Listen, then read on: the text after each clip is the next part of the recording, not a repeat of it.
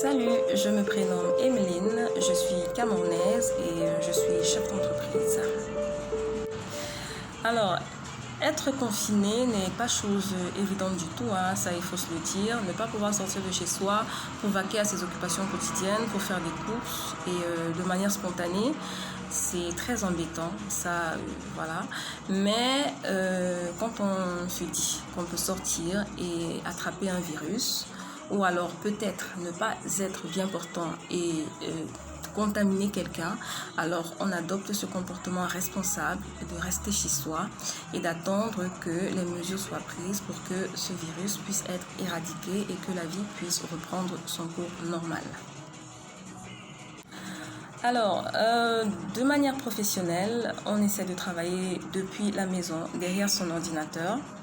On contacte les collaborateurs via le téléphone et on essaie de gérer ce qu'on peut ainsi à distance. Voilà.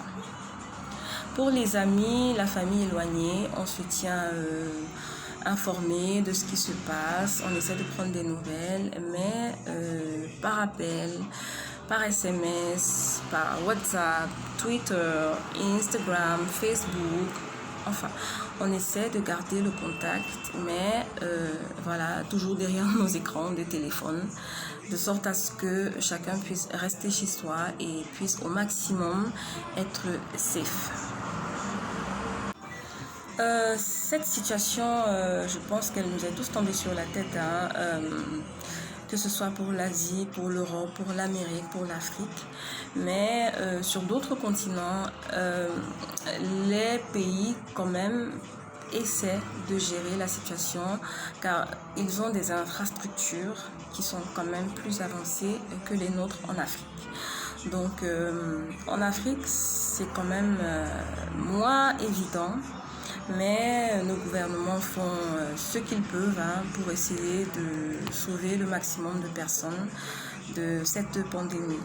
Au Cameroun particulièrement, je pense qu'il y a quand même une prise de conscience qui est un tout petit peu lente à décoller parce que les gens ne comprennent pas vraiment et continuent d'être dans des situations à risque quand même. Ils ne respectent pas forcément les mesures de distanciation et d'hygiène. Chacun y met du sien, mais je pense que avec le temps, peut-être que les choses iront s'améliorant et que en chemin, on n'aura pas perdu autant de personnes qu'ailleurs. Parce qu'il faut le dire quand même que le nombre de morts est assez important sur toute la planète. Donc, on essaie juste de se dire que les choses voilà, se stabiliseront et que ce virus passera et que tout reviendra à l'ordre comme avant. Donc, quand il m'arrive à moi de sortir, mais là vraiment quand c'est important, j'ai sur moi mon gel désinfectant. Je l'utilise vraiment autant que faire se peut. J'évite de me toucher le visage et au retour, je me lave les mains avec de l'eau et du savon. Et les vêtements que j'ai sur moi, voilà, que j'avais sur moi, je les retire et je les lave également. Voilà.